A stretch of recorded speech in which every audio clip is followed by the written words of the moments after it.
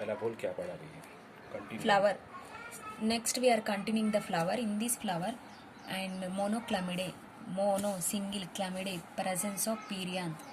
Single whorls of perianth can be seen in a flower. So there is no calyx and corolla. There is no calyx and corolla.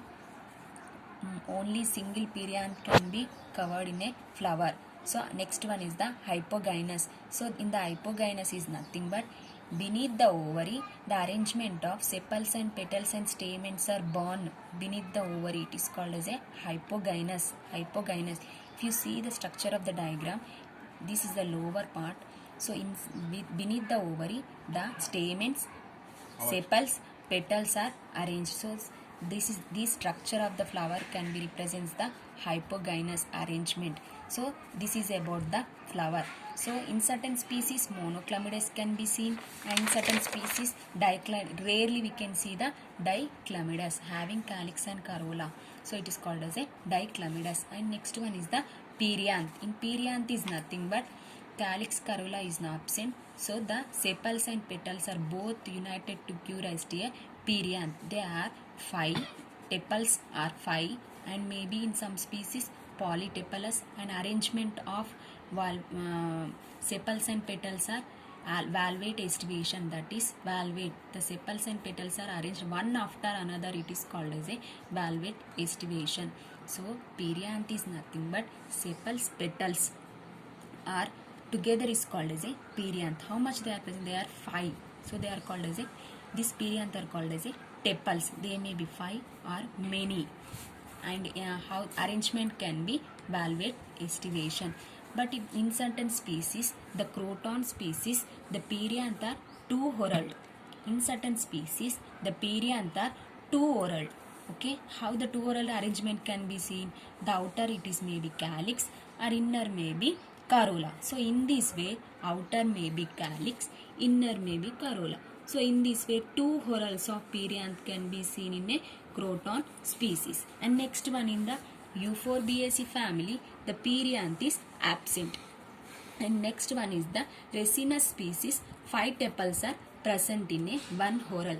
So these are the differentiations of in perianth. We'll have in croton, you will have 2 whorls.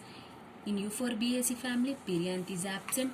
In Resinus, 5 tepals are present. So these are all about the perianth. And next one we go for the androecium. Androecium is nothing but male reproductive part of the flower. So how many the stamens are present? 1 or many, infinity, many. It may be present in some species only 1, or it may be present in a many main flowers can be seen in a Euphorbiaceae family. And next one is the stamens. Stamens are nothing but here the anther and filament, both are called as a stamens. So these stamens are lobe-like. 2 lobes are present, so it is called as a dithecus. So this is a 2-lobed diagram, and these are called as a filaments. These filaments are fused together, that is they are fused. 2 filaments are fused, and sometime in Resinus family will have the filaments are branched. So intros, the here the anther may be intros, that means the longitudinal dehiscence.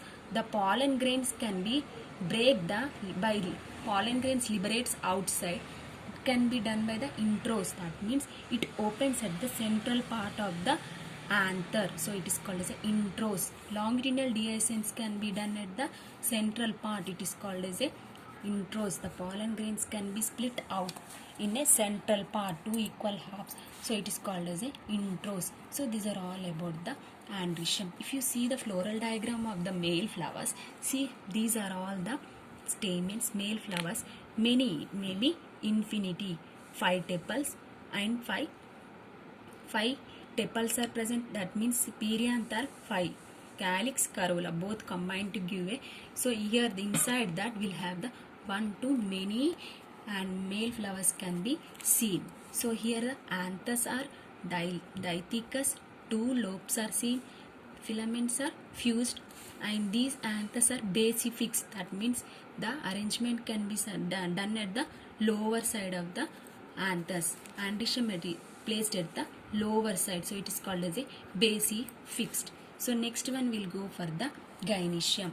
Gynoecium, that is the female reproductive part of the flower. So how the carpel, tricarpels, that means 3 carpels are present. One carpel consists of style, stigma, ovary. It is called as a carpel. So 3 carpels are present in the Euphorbiaceae species. How they are present? 3 carpels are present and syncarpus, that means fused. The one carpel is fused with another. They join by the one another. So it is called as a syncarpus. Trilocular. So how many rooms are there? Loculars. 1, 2, 3. So trilocular. Ovary may be superior. The arrangement of the ovary can be seen as a superior ovary with axial placentation. Axial. The diagrammatic representation looks like a axial placentation. Arrangement of the ovule is called as a placentation. So diagram shows the axial placentation. Tricarpels, syncarpus, trilocular, superior ovary with axial placentation. And in female will have the nectary glands can also be present. And the stigma shows the bifid. That means 2 layers that are 2 equally divided. 2 lobes are seen here. The first lobe and another one is a 2 lobes. So they divide into a 2 equal halves. It is called as a bifid. Style. Style is also a layer. 2-3 layers of style can be seen. So these are all the some characters of the Euphorbiaceae family. Bifid, stigma, and styles are 2 layers and axial placentation.